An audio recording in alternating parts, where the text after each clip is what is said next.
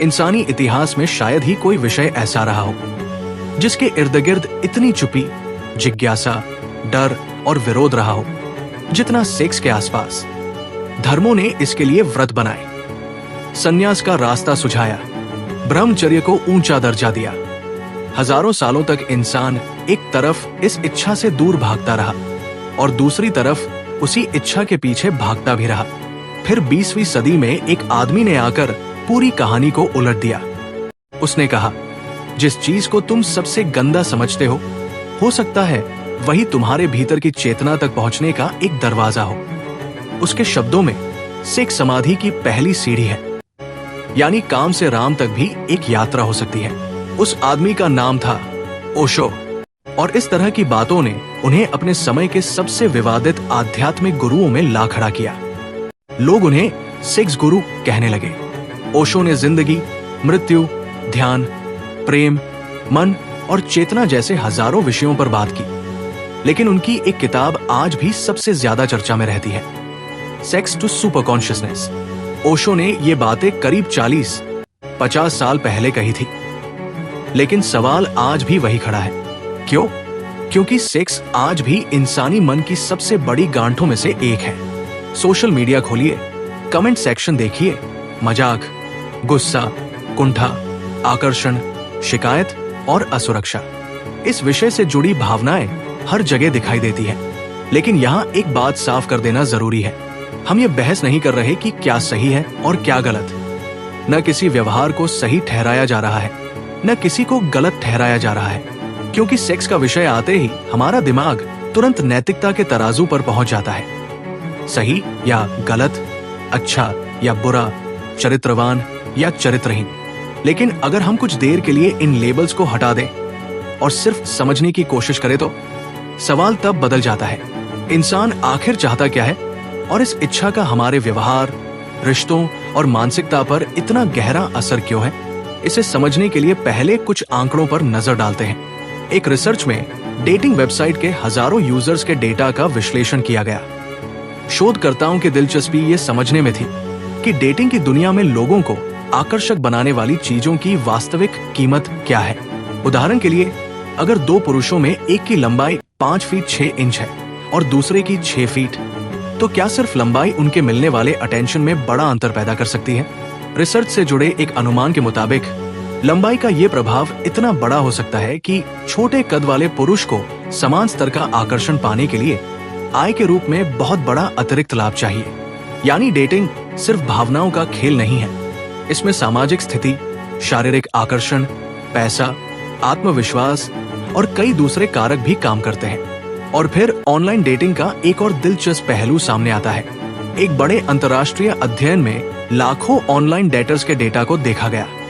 उसमें पुरुषों और महिलाओं को मिलने वाले मैसेज और रुचि के स्तर में बहुत बड़ा अंतर पाया गया।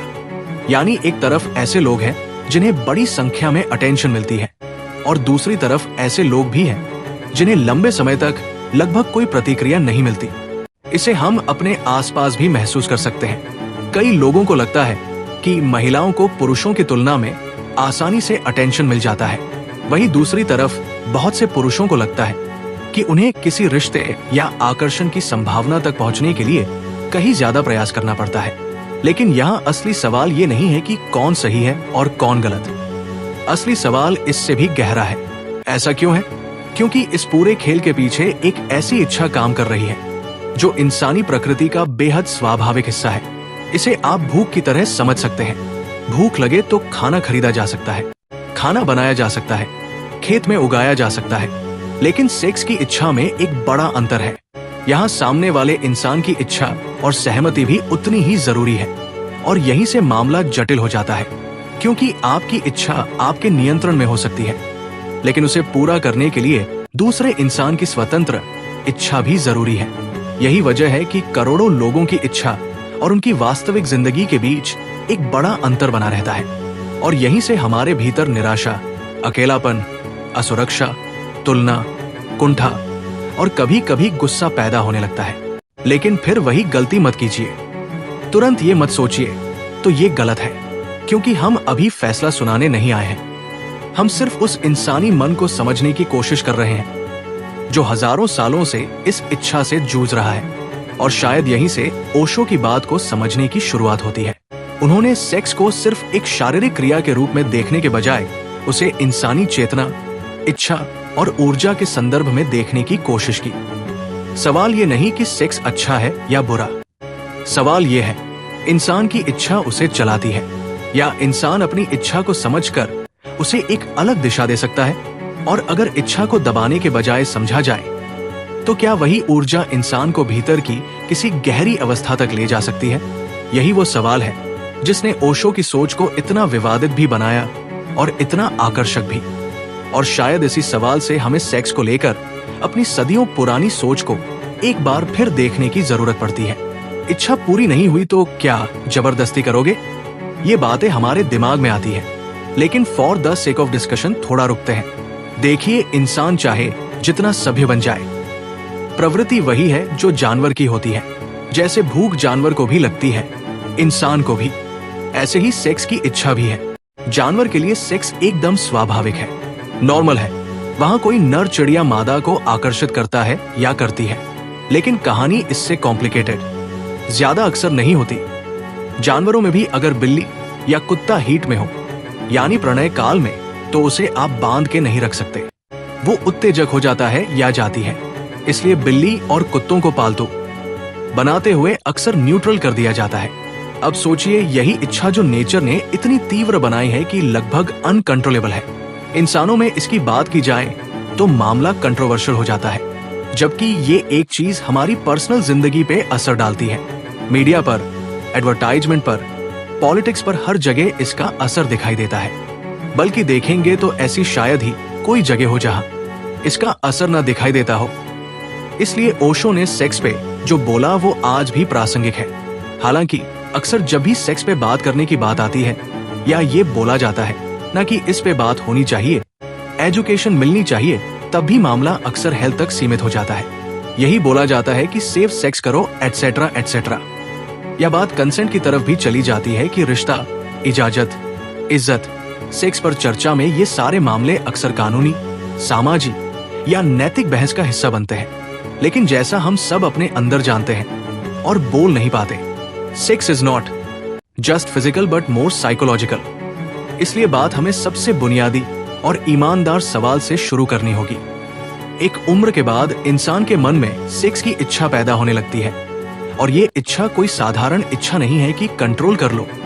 नेचर का सबसे पावरफुल फोर्स इंसानी मन पर पड़ता है, बल्कि इसे इच्छा कहना भी शायद सही नहीं है, क्योंकि इच्छा को लेकर हम कह सकते हैं कि इच्छा के पीछे मत भागो। ये फोर्स लेकिन लगभग भूख की तरह है, ह्यूमन साइकी पर एकदम बवंडर सा असर करती है। लेकिन भूख की तरह, जैसा हमने पहले कहा, इसे आप किसी निर्जीव रोटी से शांत नहीं कर सकते। इसमें सामने खड़ा होता है एक जीता जागता व्यक्ति, उतना ही कॉम्प्लिकेटेड, उतना ही अनिश्चित जितने हम खुद हैं। इसलिए खड़ी होती है सारी परेशानी, सारी दिक्कत, सारी कॉम्प्लिकेशन। तो सवाल यह है कि इस इच्छा का किया क्या जाए? इस सवाल का ओशो ने क्या जवाब दिया, और सेक्स पर और दार्शनिक परंपराएं क्या कहती हैं? सेक्स क्यों महज एक फिजिकल एक्टिविटी नहीं है, और इसका हमारी पॉलिटिक्स, हमारे मीडिया, हमारी दुनिया पर क्या असर पड़ता है? एक फिलोसोफर ने क्यों कहा कि सेक्स में हमेशा एक तीसरा मौजूद होता है? इंट्रो थोड़ा लंबा हो गया, लेकिन इन तमाम सवालों के जवाब जानेंगे आज के एपिसोड में। बात करेंगे तफसील से। नमस्कार, मेरा नाम है कमल, आप देख रहे हैं मीमांसा। शुरुआत वहीं से करते हैं जहां से ओशो ने की थी।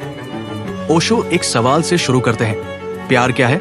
ओशो कहते थे, इसे महसूस करना आसान है, लेकिन समझाना मुश्किल। मछली से पूछो समंदर क्या है, तो वो कहेगी यही तो है, चारों तरफ यही तो है, लेकिन परिभाषा मांगो तो अटक जाएगी।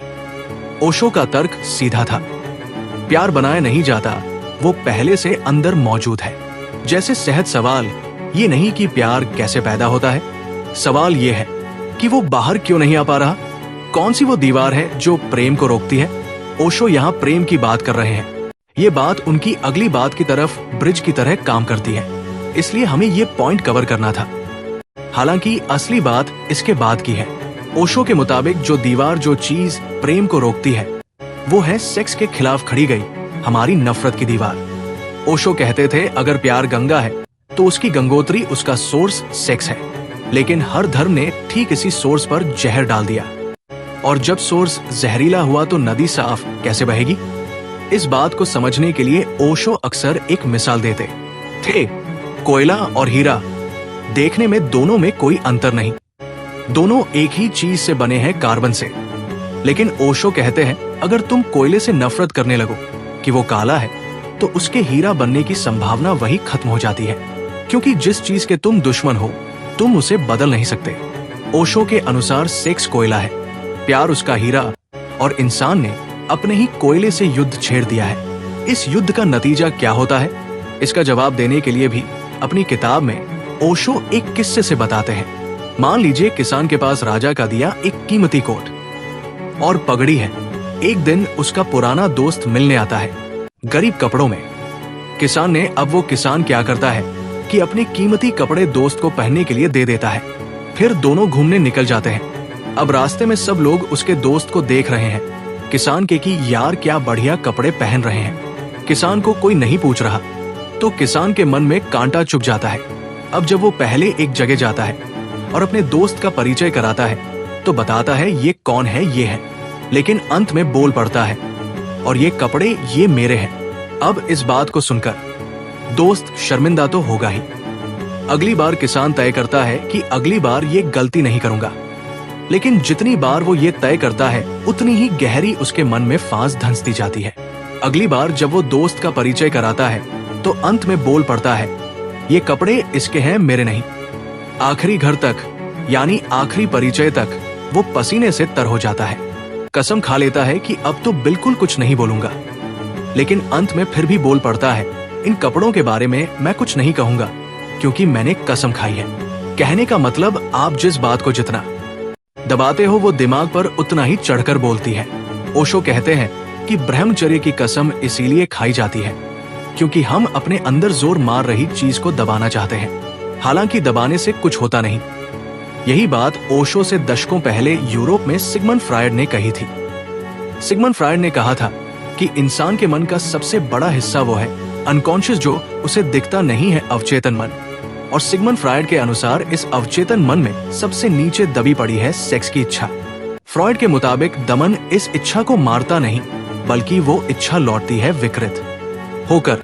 यही बात दार्शनिक फ्रेडरिक नीचे ने भी कही थी कि आपने अपने मन को इतना दबाया है, उस जहर को दबाने की कोशिश की है कि वो जहर आपकी पूरी साइकी में फैल गया है। इसलिए फ्रॉयड के एनालिसिस के अनुसार, कई बार नीचे के एनालिसिस के अनुसार भी, ये सेक्स जो हर जगह हमको दिखाई देता है या इसका असर, उसका कारण यही है कि सभ्यता ने उसको दबाने की इतनी कोशिश की कि हमारी साइकी में फैल चुका है। फ्रॉयड और ओशो की बात लगभग एक जैसी लगती है, हालांकि दोनों का रास्ता अलग है। दोनों अब इस प्रॉब्लम को, इस दमन से निकलने का एक रास्ता बताते हैं। ओशो कहते हैं ऑर्गेज्म में सेक्स के चरम क्षण में दो चीजें होती हैं और वही दो चीजें पूरे मामले की कुंजी है। पहली कि सेक्स के चरम क्षण में अहंकार मिट जाता है, उस पल में नहीं बचता। आदमी को ये याद नहीं रहता कि वो कौन है, उसका नाम क्या है, हैसियत क्या है, ये तमाम बातें गौण हो जाती है। समय रुक जाता है, उस क्षण में ना भविष्य याद आता है, ना भूतकाल, ना वर्तमान। अहंकार मिट जाता है। ओशो कहते हैं इंसान जिंदगी भर इन्हीं दो चीजों को खोजता है। समाधि का मतलब ही यही है, जहां मैं ना हो और जहां समय रुक गया हो। समय ना हो तो ओशो का तर्क यह है कि सेक्स में इंसान को उसी अवस्था की एक झलक मिलती है जो एक ध्यानी को जीवन भर की साधना से मिलती है।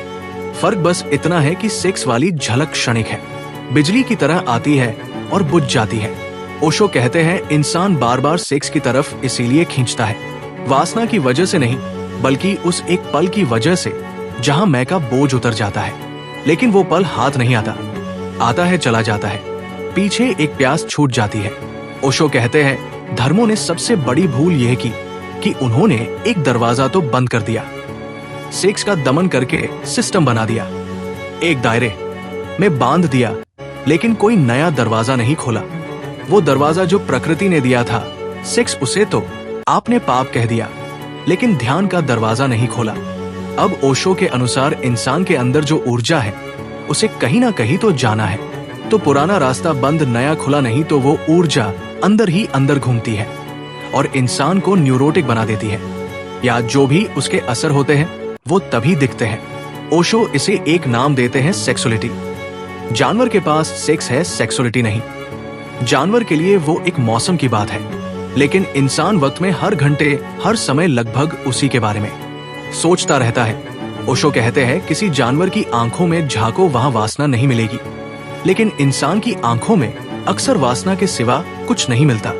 उनके मुताबिक ये 24 घंटों की जकड़न प्रकृति की देन नहीं इसलिए है क्योंकि आपने दमन करने की कोशिश की है। अब ओशो का रास्ता हमें साफ दिखता है। ये तर्क उनका साफ दिखता है कि सेक्स को दबाओ मत, इस नेचुरल चीज को दबाओ मत, इसको बदलो, इससे पार जाओ। कैसे जाए पार? ओशो का अक्सर जवाब होता था ध्यान का मार्ग। हालांकि अगर आपने मीमांसा का जिद्दू कृष्णमूर्ति वाला एपिसोड देखा होगा तो उनका आग्रह दूसरा है। कृष्णमूर्ति के अनुसार हर प्रोसेस, चाहे वो ध्यान हो चाहे कुछ और, मन की एक चाल है प्रॉब्लम को बरकरार रखने की। पूरी बात यहां रिपीट नहीं करेंगे, लेकिन एक एग्जाम्पल से समझेंगे कि पैरों में कांटा छुपा हो और आपको पता हो तो एक्शन तुरंत होता है। सोचकर समझकर कोई भी प्रक्रिया कहीं नहीं पहुंचती। यही जिद्दू कृष्णमूर्ति का तर्क है। तो फिर अब करे क्या? इस बात पर 1977 में एक दार्शनिक एलेन गोल्डमैन ने एक निबंध लिखा। ऐसे उसका टाइटल था प्लेन सेक्स। गोल्डमैन का तर्क है कि हर कोई सेक्स के साथ कोई ना कोई मकसद चिपका देना चाहता है।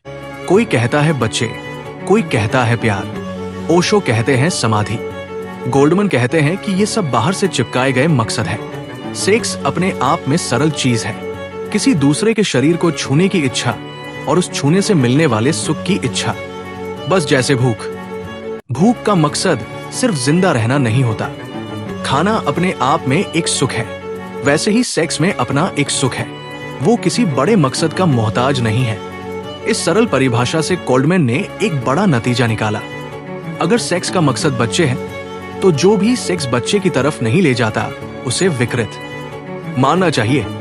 लेकिन इसका तो ये मतलब है कि किसिंग करना भी विकृत है, हाथ पकड़ना भी, ये सब बेतुका है, क्योंकि इनसे तो बच्चे पैदा नहीं होते। तो इसलिए गोल्डमैन कह रहे हैं कि आप मकसद अगर दोगे कि सेक्स इस चीज के लिए है, सेक्स का एक पर्टिकुलर उद्देश्य अगर एस्टैब्लिश करोगे, चाहे वो आध्यात्मिक हो, चाहे धार्मिक हो, या चाहे कोई और हो, तो वो कहते हैं कि ये गलत है, ये ना नैतिक है ना अनैतिक, वो बस है। सेक्स अगर सिर्फ है तो इतना दिक्कत भरा क्यों है? असली सवाल अब ये है कि अगर ये सिर्फ है, होने ना होने से हमें दिक्कत नहीं है। दिक्कत ये है कि इतने कॉम्प्लिकेटेड क्यों है, ये मन पर इतना असर क्यों डालता है? क्या धर्म और सिस्टम, समाज, कानून, ये सब बेवकूफ है जो सेक्स को लेकर इतने नियम कायदे बनाते हैं? जाहिर है नहीं। सेक्स के अपने सोशल इम्प्लीकेशन है।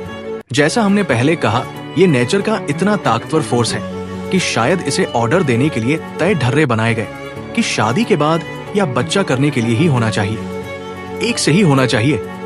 लेकिन अंत में हुआ ये कि आपने एक अनस्टॉपेबल फोर्स को रोकने की कोशिश की।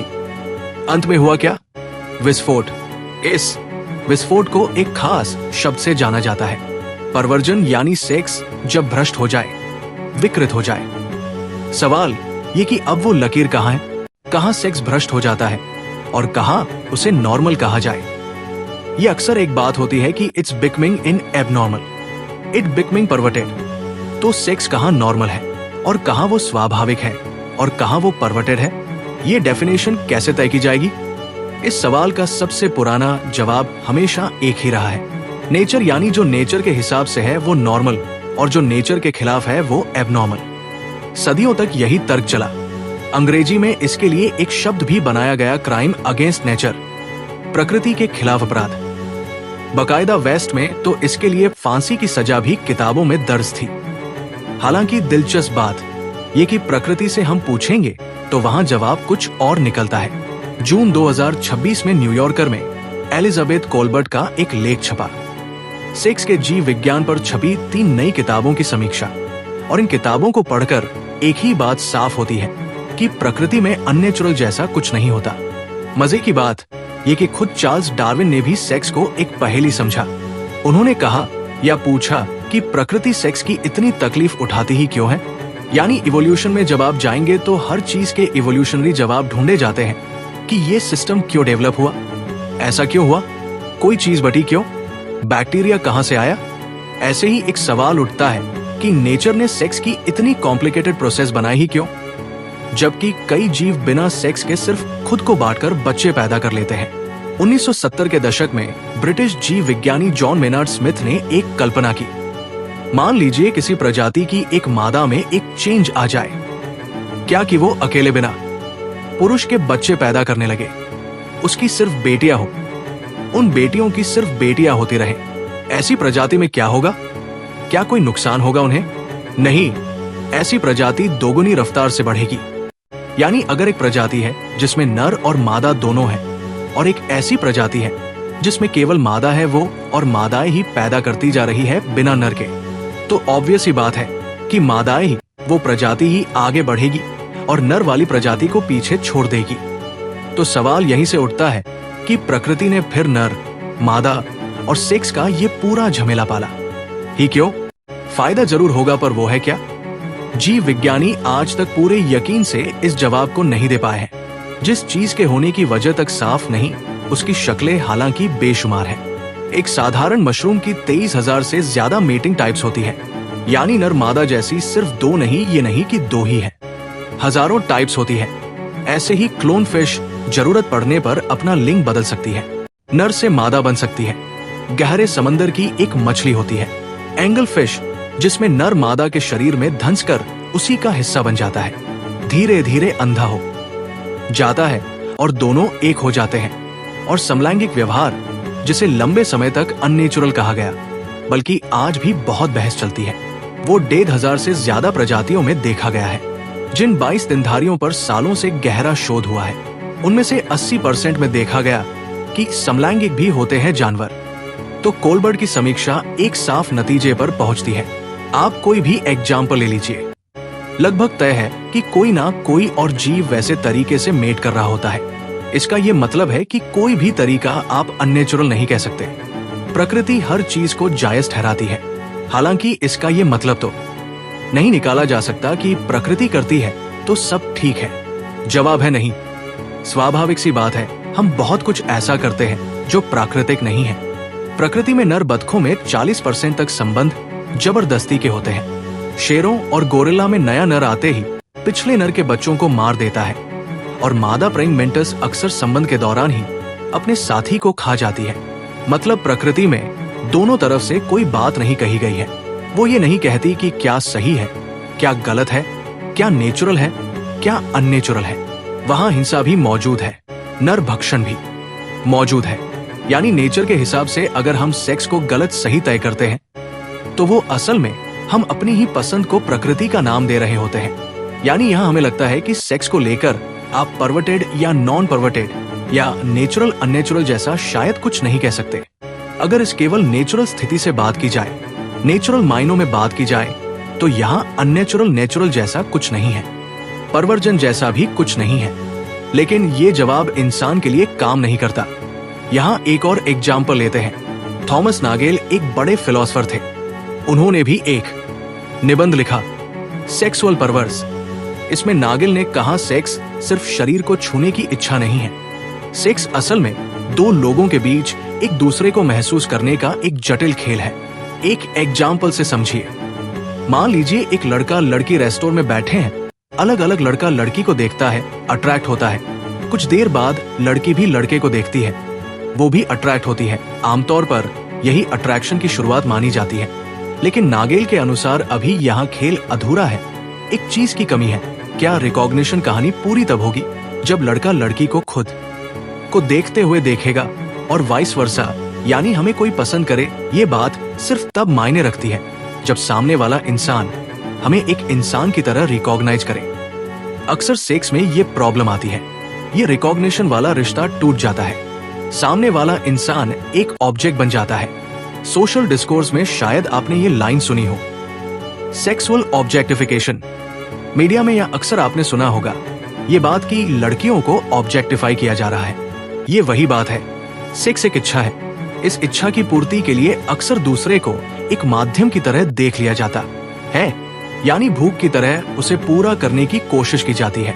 लेकिन ये भूल जाते हैं कि सामने वाला व्यक्ति रोटी नहीं, निर्जीव चीज नहीं है, वो एक जीती जागती चीज है। आप उसे ऑब्जेक्ट नहीं मान सकते, चाहे वो मीडिया हो, इंस्टा हो या पोर हो। और अभी हम यहाँ ये दोष मढ़ने की कोशिश नहीं कर रहे कि कौन ऐसा करता है, लड़कियों की गलती है या लड़कों की। देखिए, गलती किसी की हो, अंत में समझने की बात यह है कि ये अपनी प्रॉब्लम है। सेक्स एक निजी प्रॉब्लम है या एक निजी इशू है या कहें निजी मुद्दा है। इसलिए किसकी गलती, कौन इंस्टा पे क्या कर रहा, कौन पोर्न देख रहा, पोर्न गलत है, सही है, ये सब इल्जाम लगाने से पहले हमें अपनी प्रॉब्लम का सॉल्यूशन सोचना होगा। इन सब बातों से हमारी पर्टिकुलर प्रॉब्लम का सॉल्यूशन नहीं निकलने वाला, इसलिए अपने तय ही समझना जरूरी है। पहले ये कि ये सारा माजरा चल क्या रहा है। सेक्स की सबसे बड़ी दिक्कत यही है कि ये इच्छा किसी वस्तु से पूरी नहीं होती। हम ये बात समझ गए हैं। बाकी इच्छाओं की तरह जब हम सामने वाले इंसान को वस्तु समझकर इसे पूरा करने की कोशिश करते हैं तो वो एक मीडियम बन जाता है। मीडियम यानी कहने का ये मतलब है कि सामने वाला व्यक्ति अपने आप मिस नहीं रखता, वो एक चीज है। रोटी अपने आप में इम्पोर्टेंट नहीं है, उसका केवल महत्व ये है कि जब तक वो मेरी भूख पूरी करती है। यही बात इंसानी रिश्तों में सेक्स को कहीं ज्यादा कॉम्प्लिकेटेड चीज बना देती है। इंसान सिर्फ एक मीडियम, एक वस्तु बनना नहीं चाहता। नागेल यही कह रहे हैं कि यही परवर्जन है, जब सामने वाला इंसान एक माध्यम या एक वस्तु की तरह देखा जाने लगता है और ये परवर्जन अलग अलग रूप में फिर सामने आता है। फ्रांस के मशहूर मनोवैज्ञानिक जाक लकान ने कहा कि सेक्स इंसान के अंदर अधूरेपन को भरने की एक असफल कोशिश है। लकान की बात को आगे बढ़ाते हुए स्लोवेनिया के फिलोसोफर स्लेवॉय जिजाक कहते हैं कि बिस्तर पर कभी दो लोग नहीं होते, एक तीसरा भी होता है। तीसरा कौन? तीसरी होती है कल्पना, फैंसी। जिजाक का तर्क है कि कोई इंसान दूसरे इंसान को सीधा जैसा वो है वैसा नहीं चाह पाता, यानी वैसा नहीं चाहता। हर इंसान अपने मन में एक खांचा बिठाता है और ये सोचता है या ये कल्पना करता है हमेशा कि उसका साथी कैसा होना चाहिए, और वो असल इंसान को उसी खांचे में फिट करना चाहता है। यानी आप जिसे चाह रहे हैं वो पूरा इंसान नहीं है, आपकी अपनी कल्पना का एक हिस्सा है। इसीलिए जिजाक कहते हैं हम कभी अपने साथी के साथ अकेले नहीं होते, हमेशा बीच में एक तीसरा खड़ा होता है, वो है हमारी कल्पना। और यही लका सेक्स और पोर्नोग्राफी के बीच एक सीधा कनेक्शन जोड़ते हैं। वो कहते हैं कि जो फैंसी है हमारे मन में, उसी की वजह से एक बाजार पैदा होता है। जो असल जिंदगी में मिलन पूरा नहीं होता या असल जिंदगी में जो नहीं मिलता पोर्न, उसका एक बनावटी परफेक्ट रूप परोसता है। सेक्स को लेकर हमने अभी तक ये सब जो चर्चाएं की, बात की, लेकिन अभी भी हम उस शुरुआती सवाल तक नहीं पहुंचे हैं जो किताबों में कम और असल जिंदगी में ज्यादा चुभता है, खासकर नौजवान लड़कों को। सवाल सीधा है, सेक्स एक स्वाभाविक इच्छा है। भूख की तरह भूख लगे तो खाना मिल जाता है, प्यास लगे तो पानी, पर ये इच्छा अगर सामने वाला चाहे ही ना तो इंसान करे क्या? इस सवाल को सबसे तीखे रूप में रखा है ऑक्सफोर्ड की एक दार्शनिक ने, आमिया श्रीनिवासन। 2018 में उन्होंने एक निबंध लिखा जिसका नाम ही एक सवाल था कि क्या किसी को सेक्स का अधिकार है। उनका जवाब समझने के लिए भूख वाली मिसाल पर लौटते हैं। जरा ध्यान से सुनिए। भूख किस चीज की होती है? खाने की, किसी भी खाने की। भूख ये नहीं कह सकती कि मुझे ये खास व्यंजन चाहिए, खास थाली चाहिए या एक खास व्यक्ति का बना हुआ खाना चाहिए। ठीक यही बात सेक्स पर लागू होती है। सेक्स की इच्छा होना स्वाभाविक है, लेकिन मुझे एक खास इंसान के साथ सेक्स चाहिए, ये इच्छा का स्वाभाविक हिस्सा नहीं है। ये एक गैर जरूरी मांग है और किसी खास इंसान पर आपका कोई हक नहीं है, चाहे आपकी जरूरत कितनी ही असली हो। लेकिन आप ये नहीं कह सकते कि this person is the one I need, या मुझे यही व्यक्ति चाहिए। और यहाँ एक और परत खुलती है जो अक्सर अनदेखी रह जाती है। एक लड़की के लिए सेक्स के मायने एक लड़के से अलग हो सकते हैं। ये इंसानी प्रॉब्लम है क्योंकि हमारे वहाँ एक सामाजिक सिस्टम है। नर मादा अलग अलग है, अलग सोशल सिस्टम के हिस्से हैं। हमने ऐसा समाज बनाया ही नहीं जहाँ सेक्स एक लड़की के लिए उतना ही सहज और सुरक्षित हो जितना एक लड़के के लिए। इसलिए कई बार लड़कियां सेक्स को एक भरोसे से जोड़कर देखती है, अक्सर रिश्ते से जोड़कर देखती है। सिर्फ शारीरिक आकर्षण के हिसाब से एक्शन नहीं लिया जा सकता। वो व्यवहार देखती है या ये देखती है कि आप पर भरोसा किया जा सकता है या नहीं। इसी बात को एक इवोल्यूशनरी बहस से भी कहा जा सकता है कि लड़की के लिए शुरुआत में हमारी इवोल्यूशन की प्रक्रिया में या हमारे समाज के निर्माण की प्रक्रिया में सेक्स एक ज्यादा रिस्की चीज थी, जबकि लड़के के लिए उतनी रिस्की नहीं थी। इसलिए लड़कियां ज्यादा ख्याल रखती है, ज्यादा चूजी होती है। यहाँ इंटरनेट का इंसेल समाज एक तर्क दे सकता है कि देता भी है। कहा जाता है आजकल ये बहुत कुछ की लड़कियां तो पैसे और सुरक्षा के पीछे भागती है। लेकिन इस तर्क को सीधे देखिए, अगर एक लड़का खुद सिर्फ शरीर के पीछे है तो वो किस हक से शिकायत करे कि लड़की सुरक्षा के पीछे है। अगर दोनों एक दूसरे को सिर्फ एक साधन समझ रहे हैं तो ये दोनों तरफ से एक ही खेल है। और इस सोच का खतरा ये है कि अगर हमने हर इंसान को इसी नियत से देखा तो दुनिया वैसी ही बनी रहती है जहां हर कोई दूसरे का इस्तेमाल कर रहा होता है। ऑटिसी रेफरेंस दूं तो जस का नियम कहता है स्ट्रेंजर पर भरोसा करना पड़ता है। यहीं से इंसानियत शुरू होती है। भरोसे का पहला कदम किसी को तो उठाना पड़ता है, इस जोखिम के साथ कि शायद सामने वाला उसे ना थामे। और ज्यादातर लोग वैसे नहीं होते जैसा डर हमें बताता है। हम आमतौर पर हजारों लोगों से इंटरेक्ट करते हैं। हमारा 90% इंटरेक्शन अच्छा रहता है, लेकिन 10% खराब इंटरेक्शन हमें याद रह जाता है।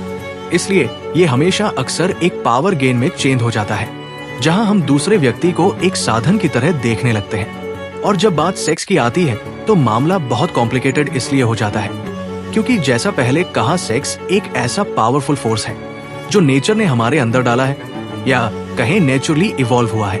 उसे हम एक आम इच्छा की तरह छोड़ नहीं सकते या उतनी आसानी से रोक नहीं सकते। तो पहला कदम जरूरी है और मुमकिन तभी है जब हम एक बुनियादी चीज कर पाए, एक ईमानदार सवाल खुद से पूछ पाए, एक सवाल जो असहज करता है, जिस पर तमाम मजाक किए जाने वाले कमेंट्स किए जाएंगे, फिक्रे कसे जाएंगे, इल्जाम लगाए जाएंगे। लेकिन अंत में याद रखना है कि सवाल अपना है, प्रॉब्लम अपनी है। ये एक ऐसी चीज है जिससे आपको खुद गुजरना है।